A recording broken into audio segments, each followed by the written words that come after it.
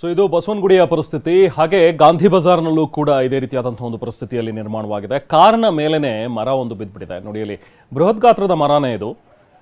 ತುಂಬಾನೇ ಹಳೆ ಮರ ಅಂತ ಅನ್ಸುತ್ತೆ. ಬಹುಶಃ ಗಾಂಧಿ ಬಜಾರ್ನಲ್ಲಿ ಆಗಿರುವಂತಹ ಒಂದು ಅನಾಹುತ. ಅಲ್ಲಿ ನೋಡಿ, ಅಲ್ಲಿ ಕಾರಿನ ಮೇಲೆ ಬಿದ್ದಿರುವಂತಹ ಮರ. ಹಾಗಾಗಿ ಕಾರು ಸಂಪೂರ್ಣವಾಗಿ ಜಖಮಾಗಿದೆ.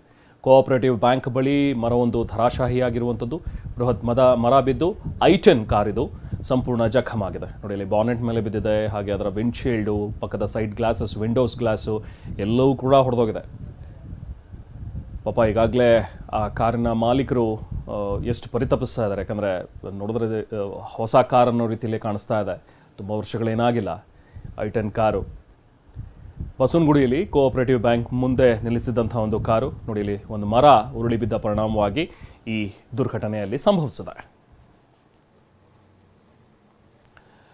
ಇನ್ನು ಮೆಟ್ರೋ ಟ್ರ್ಯಾಕ್ ಮೇಲೂ ಕೂಡ ಮರ ಬಿದ್ದಿದೆ. ಸೊ ಹಾಗಾಗಿ ಸ್ವಲ್ಪ ಹೊತ್ತು ಒಂದು ಮೆಟ್ರೋ ಸಂಚಾರ ಕೂಡ ನಿಂತಿತ್ತು. ಆದರೆ ತಡರಾತ್ರಿ ಮರ ಬಿದ್ದಿರೋದ್ರಿಂದಾಗಿ ಆ ಟೈಮ್ನಲ್ಲಿ ಮೆಟ್ರೋ ಯಾವುದು ಕೂಡ ಓಡಾಡೋದಿಲ್ಲ. ಸೊ ಹಾಗಾಗಿ ಆದಷ್ಟು ಬೇಗ ಅಲ್ಲಿಂದ ಮರವನ್ನು ತೆರವುಗೊಳಿಸುವ ಕೆಲಸವನ್ನು ಮಾಡಿದ್ದಾರೆ. ಸೊ ಈಗಾಗಲೇ ಸಂಚಾರವನ್ನು ಮುಕ್ತಗೊಳಿಸಿದ್ದಾರೆ.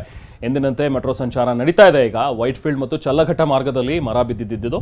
ಸೊ ಮೆಟ್ರೋ ಸಂಚಾರ ಈಗ ಎಂದಿನಂತೆ ಸಾಗ್ತಾ ಇದೆ. ವೇಳಾಪಟ್ಟಿ ಅಂತಲೇ ಮೆಟ್ರೋ ರೈಲು ಸೇವೆ ಆರಂಭವಾಗಿದೆ. ನೋಡಿ, ಇಲ್ಲಿ ಅದು ನಿನ್ನೆ ರಾತ್ರಿಯ ದೃಶ್ಯ. ಇನ್ನೊಂದು ಕಡೆ ಫೋಟೋ ನೋಡ್ತಾ ಇದ್ದೀರಿ, ಮೆಟ್ರೋ ಟ್ರ್ಯಾಕ್ ಮೇಲೆ ಬಿದ್ದಿದ್ದಂಥ ಒಂದು ಕೊಂಬೆ.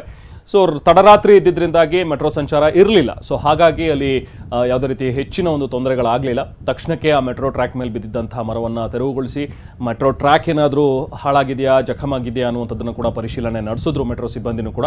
ಯಾವುದೇ ರೀತಿ ತೊಂದರೆಗಳಿರಲಿಲ್ಲ. ಸೊ ಹಾಗಾಗಿ ಈಗ ಬೆಳಗ್ಗೆಯಿಂದ ಎಂದಿನಂತೆ ಸಂಚಾರ ಕೂಡ ನಡೀತಾ ಇದೆ. ಇದು ವೈಟ್ಫೀಲ್ಡ್ ಮತ್ತು ಚಲ್ಲಘಟ್ಟ ಮಾರ್ಗದಲ್ಲಿ ಆಗಿದ್ದಂತಹ ಒಂದು ಸಮಸ್ಯೆ. ಬಟ್ ಆ ಸಮಸ್ಯೆಯನ್ನು ಈಗಾಗಲೇ ಬಗೆಹರಿಸಿದ್ದಾರೆ. ಸೊ ಮೆಟ್ರೋ ಸಂಚಾರ ಈಗ ನಡೀತಾ ಇದೆ. ಇನ್ನು ಬೆಂಗಳೂರಿನಲ್ಲಿ ಸುರಿದಿರುವಂತಹ ಧಾರಾಕಾರ ಮಳೆಯಿಂದಾಗಿ ಹಲವೆಡೆ ಈಗ ಅವಾಂತರ ಸೃಷ್ಟಿಯಾಗಿರೋದ್ರ ಬಗ್ಗೆ ವರದಿ ಆಗ್ತಾ ಇದೆ. ಹುಳಿಮಾವು ಬಳಿ ಗಾಳಿಗೆ ಧರೆಗುರುಳಿದೆ ಒಂದು ಬೃಹತ್ ಮರ.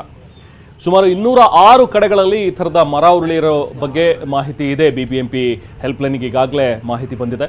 ಹುಳಿಮಾವು ಬಳಿ ಬಿದ್ದಿರುವಂತಹ ಮರ. ಸೊ ಹುಳಿಮಾವಿನ ರಾಯಲ್ ಮೀನಾಕ್ಷಿ ಮಾಲ್ ಏನಿದೆಯಲ್ಲ, ಅಲ್ಲಿ ಬಿದ್ದಿರುವಂತಹ ಮರ. ಪಾಪ ಪಾನಿಪುರಿ ಅಂಗಡಿ, ತಳ್ಳೋ ಅಂಗಡಿ, ಪಾಪ ಅಲ್ಲಿ ಇಟ್ಕೊಂಡು ಪಾನಿಪುರಿ ಮಾರ್ತಾ ಇದ್ದಂಥವ್ರು. ಸೊ ಅವರ ಗಾಡಿ ಏನಿತ್ತು, ತಳ್ಳೋ ಗಾಡಿ, ಅದು ಸಂಪೂರ್ಣವಾಗಿ ಈಗ ಜಖಮಾಗಿದೆ. 10ಕ್ಕೂ ಅಧಿಕ ಬೈಕ್ಗಳು ಕೂಡ ಜಖಮಾಗಿವೆ.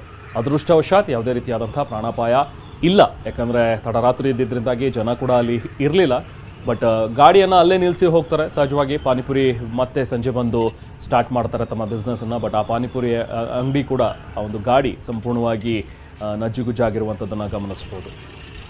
ನೋಡಿ, ಇದು ಪಾನಿಪುರಿ ಅಂಗಡಿ. ಜೊತೆಗೆ ಅಲ್ಲಿ ಅಕ್ಕಪಕ್ಕ ಇದ್ದಂತಹ ವಾಹನಗಳು ಕೂಡ, 2 ವೀಲರ್ಸ್ ಆಗಿರಲಿ ಅಥವಾ ಬೇರೆ ಬೇರೆ ವಾಹನಗಳನ್ನೇ ನಿಲ್ಲಿಸಿದ್ರು ಅಲ್ಲಿ, ಅವು ಕೂಡ ಈ ಮರ ಬಿದ್ದಿರೋದ್ರಿಂದಾಗಿ ಜಖಂಗೊಂಡಿವೆ. ಇನ್ನು ಹಾಗೆ KP ಅಗ್ರಹಾರದ ಕಲ್ಯಾಣಿ ರಸ್ತೆಯಲ್ಲೂ ಕೂಡ 10ಕ್ಕೂ ಹೆಚ್ಚು ಮನೆಗಳಿಗೆ ರಾಜಕಾಲುವೆ ನೀರು ನುಗ್ಗಿದೆ. ಒಂದು ಕಡೆ ಮರ ಬಿದ್ದಿರುವಂತಹ ಒಂದು ಸಮಸ್ಯೆ ಒಂದು ಕಡೆ ಆದರೆ, ಈ ಜೋರು ಮಳೆ ಸುರಿದಾಗ ಇದೊಂದು ದೊಡ್ಡ ಸಮಸ್ಯೆ ಬೆಂಗಳೂರಿನಲ್ಲಿ. ಯಾಕಂದ್ರೆ ಸರಾಗವಾಗಿ ನೀರು ಹರಿದು ಹೋಗೋದಕ್ಕೆ ನಮ್ಮಲ್ಲಿ ವ್ಯವಸ್ಥೆಗಳು ಸರಿ ಇಲ್ಲ. ಅಟ್ಲೀಸ್ಟ್ ಬೇಸಿಗೆ ಕಾಲ ಇದ್ದಾಗ ಆ ಚರಂಡಿಗಳಲ್ಲಿ ಹೂಳು ಎತ್ತಿಡಿ ಅನ್ನುವಂಥದ್ದು ಎಷ್ಟು ಸರಿ ಮನವಿ ಮಾಡಿದ್ರು ಕೂಡ ಆ ಹೂಳು ಎತ್ತುವಂಥ ಕೆಲಸವನ್ನು ಮಾಡಲ್ಲ. ಈಗ ಗಡ್ಡಕ್ಕೆ ಬೆಂಕಿ ಬಿದ್ದಾಗ ಬಂದು ಅಲ್ಲಿ ಬಾವಿ ತೋಡುವಂಥ ಒಂದು ಕೆಲಸಕ್ಕೆ ನಮ್ಮ ಅಧಿಕಾರಿಗಳು ಮುಂದಾಗ್ತಾರೆ. ಸೊ ಹಾಗಾಗಿನೇ ಇಂಥ ಒಂದು ಸಮಸ್ಯೆಗಳು ನಮ್ಮಲ್ಲಿ ಬೆಂಗಳೂರಿನಲ್ಲಿ ಆಗಾಗ ಹೆಚ್ಚಾಗಿ ಕಂಡು ಬರುವಂಥದ್ದು. ನೋಡಿ, ರಸ್ತೆಯಲ್ಲಿ 10ಕ್ಕೂ ಹೆಚ್ಚು ಮನೆಗಳಿಗೆ, ಈ KP ಅಗ್ರಹಾರದ ಕಲ್ಯಾಣಿ ರಸ್ತೆ ಇದು, ಅಲ್ಲಿ 10ಕ್ಕೂ ಹೆಚ್ಚು ಮನೆಗಳಿಗೆ ರಾಜಕಾಲುವೆ ನೀರು ನುಗ್ಗಿರೋದ್ರಿಂದಾಗಿ ಪಾಪ ನಿವಾಸಿಗಳು ರಾತ್ರಿ ಇಡೀ ಜಾಗರಣೆ ಮಾಡುವಂಥ ಪರಿಸ್ಥಿತಿ. ಅದು ಏನು ಒಳ್ಳೆ ನೀರಾ ಅಲ್ಲ, ಚರಂಡಿ ನೀರು. ಸೊ ರಾಜಕಾಲುವೆ ನೀರು ಹೀಗೆಲ್ಲ ಮನೆ ಒಳಗೆ ಬಂದರೆ ಪಾಪ ಹೆಂಗೆ ಮನೇಲಿರೋದಕ್ಕೆ ಸಾಧ್ಯ? ನೋಡಿ, ಅಲ್ಲಿ ಅವರೊಬ್ಬ 2 ವೀಲರನ್ನು ಮತ್ತೆ ಸ್ಟಾರ್ಟ್ ಮಾಡೋದಕ್ಕೆ ಹೆಣಗಾಡ್ತಾ ಇದ್ದಾರೆ. ಆ 2 ವೀಲರ್ನ ಎಂಜಿನ್ ಒಳಗಡೆ ಏನಾದರೂ ನೀರು ಸೇರ್ಕೊಂಡಿದ್ದು, ಆ ಸೈಲೆನ್ಸರ್ ಒಳಗಡೆ ಎಲ್ಲ ನೀರು ಹೋಗಿರುತ್ತೆ. ಇನ್ನೆಲ್ಲಿ ಸ್ಟಾರ್ಟ್ ಆಗಬೇಕು ಪಾಪ ಅದು. ಇನ್ನು ಜನ ಪಾಪ ರಾತ್ರಿ ಇಡೀ ಆ ನೀರನ್ನು, ಮನೆಗೆ ನುಗ್ಗಿರುವಂಥ ನೀರನ್ನು ಹೊರಗೆ ಹಾಕೋದ್ರಲ್ಲೇ ಅವ್ರು ರಾತ್ರಿ ಕಳೆದಿದ್ದಾರೆ. ರಾತ್ರಿ ಇಡೀ ಜಾಗರಣೆ ಮಾಡಬೇಕಾದಂಥ ಪರಿಸ್ಥಿತಿ ಇಲ್ಲಿ ನಿರ್ಮಾಣವಾಗಿದೆ. ಸೊ ಬೆಂಗಳೂರಿನಲ್ಲಿ ಪ್ರತಿ ಬಾರಿಯೂ ಕೂಡ ಒಂದು ದೊಡ್ಡ ಪ್ರಮಾಣದಲ್ಲಿ ನೀರು ಮಳೆ ಸುರಿದ್ರೂ ಈ ಥರದ ಒಂದು ಅನಾಹುತಗಳು ಆಗುವಂಥದ್ದನ್ನು ನಾವು ಆಗಾಗ್ಗೆ ನೋಡ್ತಾನೆ ಇರ್ತೀವಿ. ಬಟ್ ಇದಕ್ಕೆ ಯಾವುದೇ ರೀತಿಯಾದಂಥ ಒಂದು ಶಾಶ್ವತ ಪರಿಹಾರವನ್ನು ಮಾಡೋದಕ್ಕೋಸ್ಕರ ಯಾರೂ ಕೂಡ ಮುಂದಾಗಿಲ್ಲ. ಸೊ ಹಾಗಾಗಿ ಪ್ರತಿ ಬಾರಿ ಮಳೆ ಬಂದಾಗಲೂ ಜನ ಹಿಡಿಶಾಪವನ್ನು ಹಾಕ್ತಾರೆ.